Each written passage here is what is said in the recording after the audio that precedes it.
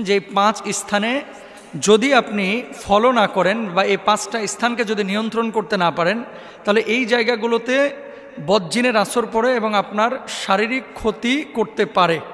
এখন আপনি উত্তরণের উপায় কি এবং কোথায় সেগুলো রয়েছে বা কোথায় সেগুলো থাকে? দেখেন, ঘরের এমন কিছু জায়গা রয়েছে যে জায়গাগুলোতে কেউ কোনো দিন শয় নাই, আপনি বিছানা করে রেখে দিয়েছেন এবং ঈদের পরের দিন শুয়েছেন, শোয়ার পরে 1 বছর আপনি ঢাকায় রয়েছেন, আগামী ঈদ পর্যন্ত বিছানাটাকে ওইভাবে আপনি রেখে দিয়েছেন।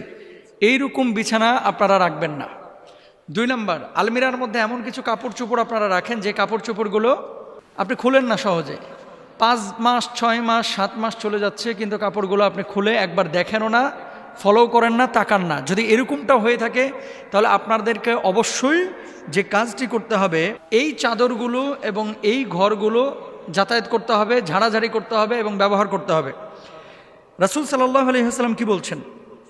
পুরুষের জন্য 1খানা চাদর, তার স্ত্রীর জন্য 1খানা চাদর এবং তৃতীয়টি অতিথির জন্য, আর চতুর্থটি হচ্ছে শয়তানের জন্য। সহিহ মুসলিমের কিন্তু হাদিস। তার মানে কি, যদি চাদর থাকে, অব্যবহৃত যদি বিছানা ভাঁজ করা থাকে, নিয়মিত এই বিছানা এবং চাদরগুলো আপনারা ঝাড়বেন। যদি ঝাড়েন, শয়তানের ওয়াসওয়াসা এবং বদজিনের আসর থেকে আপনার বাচ্চা কাচ্চা ভালো থাকবে এবং আপনিও ভালো থাকবেন। এবার আসেন 2 নম্বর, আপনার বাড়ির সবচাইতে আদর্শ জায়গা বদজিন বা শয়তানের হচ্ছে আপনার বাথরুম। কিছু বাথরুম যেখানে ঢোকা যায় না, আবার কিছু মানুষের বাথরুম আছে বেডরুমের চাইতে বাথরুমটা সুন্দর, যারা রুচিশীল। তো যাদের বাথরুম যত নিকৃষ্ট এবং অপবিত্র, ওই বাথরুমে তত বদজিনের আসর থাকে। অনেক সময় আপনি বাথরুমে বসবেন, দেখবেন কারেন্ট চলে গেছে, বালতিটা নড়ানড়ি করতেছে। অনেক সময় আপনি বাথরুমে বসেছেন, বদনাটা আপনার সামনে থেকে উধাও হয়ে গেছে, অথচ রেখেছেন পাশে, চলে যাচ্ছে। এরকম হয়। এখন এই কথা শোনার পরে অনেক দর্শক অথবা আপনারা অথবা যারা আপনারা রেকর্ড করতেছেন, আপনারা মনে করবেন যে এটা মনে হয় ফাউল কথাবার্তা, এটা কেমন কথা, বালতি আবার একা একা নড়ে কীভাবে? যখন আপনার সামনে ঘটবে তখন বলবেন যে আসলে এটা কিভাবে ঘটে। আর এখন তো সহজ, সিসি ক্যামেরায় কিন্তু এই ধরনের ভৌতিক বিষয়গুলোও দেখা যায়। অফিসে দেখবেন যে চেয়ার রাখা আছে, এই চেয়ারটা একা একা রাত্রিবেলায় ঘুরে বেড়াচ্ছে, এগুলো সিসি ক্যামেরায় দেখা যায় এবং ঘটেছেও এরকম অনেক ঘটনা। তো দেখেন, বাথরুমে যখন আপনি ঢুকবেন, বাথরুমে ঢোকার আগে আল্লাহুম্মা ইন্নী আউযু বিকা মিনাল খুবুসি ওয়াল খাবাইস এই দোয়া পড়ে নেবেন। আচ্ছা, এই বাথরুমের মধ্যে কে থাকে? দুষ্ট খবিস প্রকৃতির শয়তান জিন শয়তানও থাকে। এজন্য হাম্মামে প্রবেশ এবং বের হওয়ার ক্ষেত্রে আল্লাহ রাসূল সাল্লাল্লাহু আলাইহি ওয়াসাল্লাম বলেছেন, পায়খানার স্থান হচ্ছে জিন এবং শয়তানের উপস্থিতির স্থান। সুতরাং যারা পায়খানায় যাবে তারা যেন এই দোয়াটা পড়ে তারপরে প্রবেশ করে, মানে প্রবেশ করবেন এই দোয়াটা পড়ে। যদি প্রবেশ করেন, এখান থেকে বদজিনের কেটে পড়বে। আরেকটা বিষয় আপনাদেরকে বলে রাখি, আপনাদের অনেকেই আছে, বিশেষ করে নারীর মধ্যে এবং পুরুষদের মধ্যে আমাদের কাছে এই ধরনের প্রশ্ন আসে, বাথরুমে ঢুকে উলঙ্গ হয়ে গোসল করে, একেবারে গায়ের ওপরে কোনো কাপড়ই রাখে না। এই ধরনের চিত্রগুলো, যেগুলোকে নেকেড চিত্র বলা হয়, এই ধরনের চিত্রগুলো আসলে জিন শয়তান এবং আপনার যারা ওয়াসওয়াসা দেয়, এদের একটা আদর্শ চিত্র বা এই চিত্রগুলো তারা পছন্দ করে। এগুলো কখনো করবেন না, এগুলো আবারও বলি কখনো করবেন না। প্যান্ট পরে ঢুকেছেন বা লুঙ্গি পরে ঢুকেছেন, ওটা পরে আপনি গোসলটা করবেন ইনশাআল্লাহ তাআলা।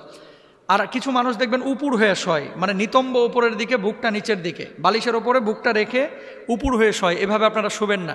এই ধরনের শোয়া যারা অবলম্বন করে, বদজিনের আসর এবং বোবা জিন তাদেরকে বেশি ধরে। এটা রাসূল আকরাম সাল্লাল্লাহু আলাইহি ওয়াসাল্লাম পছন্দ করেন নাই, আপনারা খেয়াল করবেন। এবং যখন বাথরুম থেকে বের হবেন তখন গুফরান একা পড়বেন। আর বিশেষ করে সন্ধ্যাবেলায় আপনারা জানালাগুলো লাগায় রাখবেন। সন্ধ্যাবেলায় যখন মাগরিবের আজান হবে তার আগে আপনারা জানালা লাগায় দেবেন। আপনারা কি করেন, জানালাটা লাগান কখন?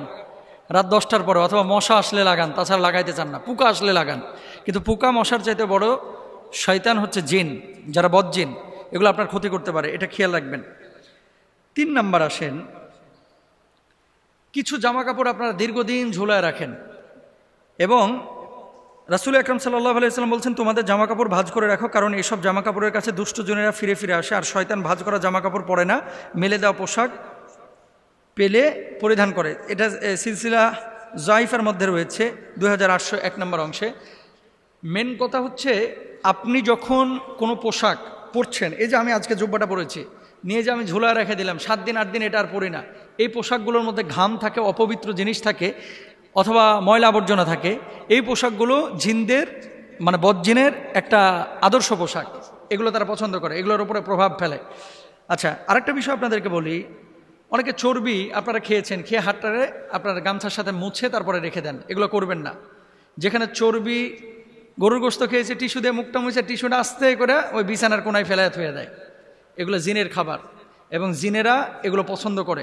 হাড্ডি চুষে নিহারি খেয়েছে, নিহারির হাড্ডিটাকে নিয়ে যে কি করে আস্তে করে ওই যে বেডরুমে ঘুমায় এর জানলার পাশে নিয়ে যে ফেলায় থুয়ে দেয় কাঁঠাল তলায়, এগুলো করবেন না।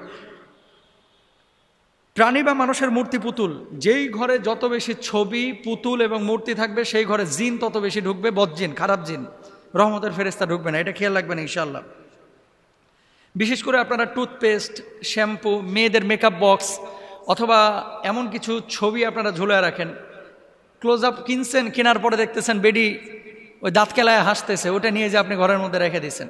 আসেন এরকম ক্রিমের বক্সে অনেক সময় মেয়েদের ছবি থাকে, এগুলো রাখবেন না ইনশাআল্লাহ। তারপরে 5 নাম্বার হচ্ছে আগুন জ্বালানোর স্থান। বিশেষ করে খড়খোটা যারা ইউজ করেন, গ্যাসের চুলা যারা ব্যবহার করেন, চুলা উনুন যারা ব্যবহার করেন, এই সমস্ত জায়গাগুলো হচ্ছে জিনের আদর্শ জায়গা। এই জায়গাগুলো কি করবেন, চুলা জ্বালাবার পূর্বে বিসমিল্লাহ বলবেন এবং মাঝে সূরা ফাতিহা লবণ মিশ্রিত পানিতে ফুঁকে ঘর দোর মোছা উত্তম অভ্যাস করবেন। কেমন, যখন আপনি ঘরে মুছতেছেন কি করেন, স্যাভলন পানি দেন তারপরে মুছেন, তাই না?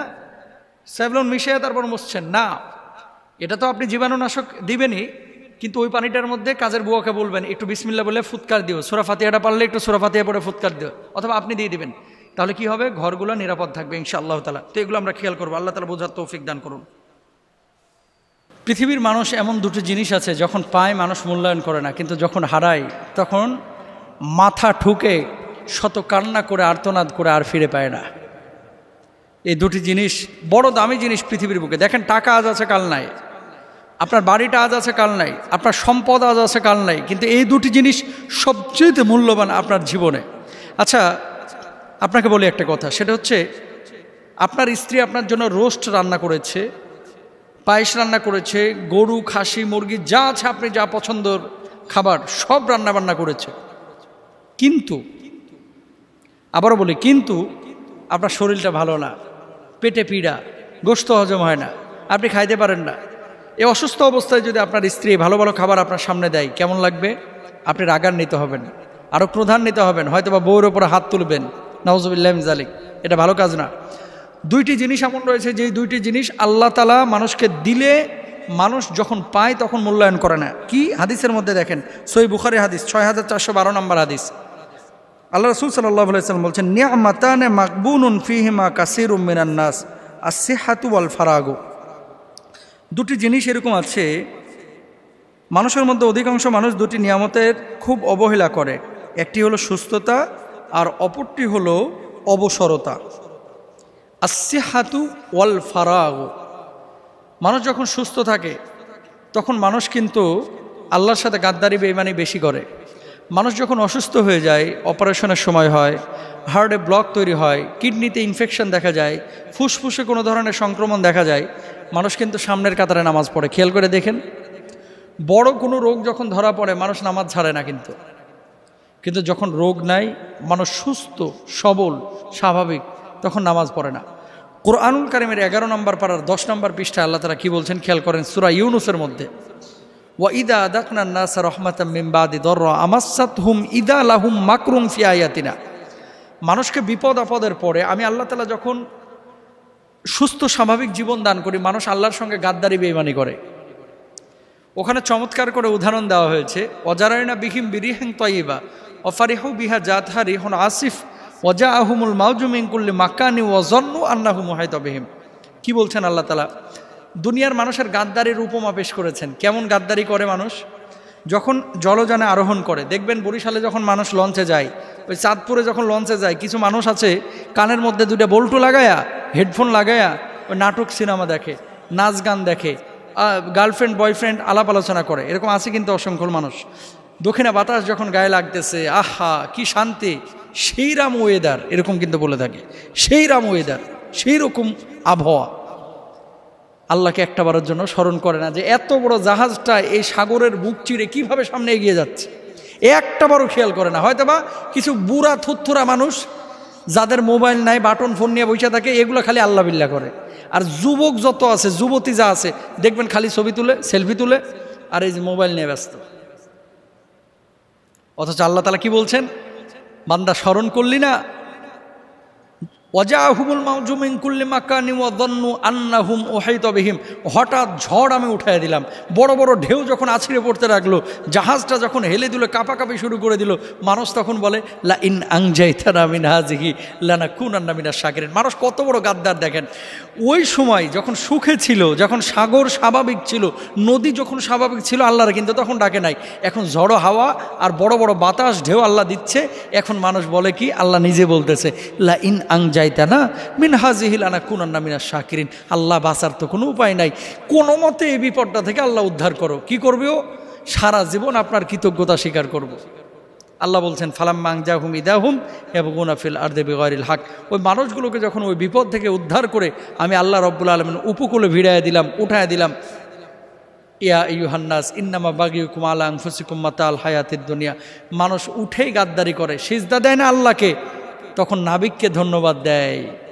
কুমিল্লা থেকে চট্টগ্রাম যাচ্ছেন, দুই গাড়ি মুখোমুখি সংঘর্ষ হয়ে যাচ্ছিল, এমন মুহূর্তে কোনো মতে কাইটা কুইটা ড্রাইভার মানে গাড়ি নিয়ে পার হয়ে গেছে। পেছন থেকে মানুষগুলো আল্লাহরে ধন্যবাদ না দিয়া হানিফের ড্রাইভার, 15 বছরের অভিজ্ঞতা, কেমনে আমাদের বাঁচায় দিল, জালেম কোথাকার, তোমার ড্রাইভার বাঁচায় নাই, নাবিক বাঁচায় না, বাঁচিয়েছেন আল্লাহ, তুমি জানো না। আল্লাহ তাআলা এই কথাগুলো বলছেন। সুতরাং মানুষের জীবনে যখন মানুষ সুখে থাকে ওই ভূতে কিলাই, মানুষ যখন ভালো থাকে আল্লাহরে স্মরণ করে না, যখন বিপদে পড়ে আল্লাহরে স্মরণ করে। সুস্থতার সময় আল্লাহকে ডাকতে হবে, অবসর যখন আপনি আল্লাহকে স্মরণ করতে হবে। আল্লাহ তাআলা আমাদের সবাইকে বোঝার তৌফিক দান করুন, আমিন।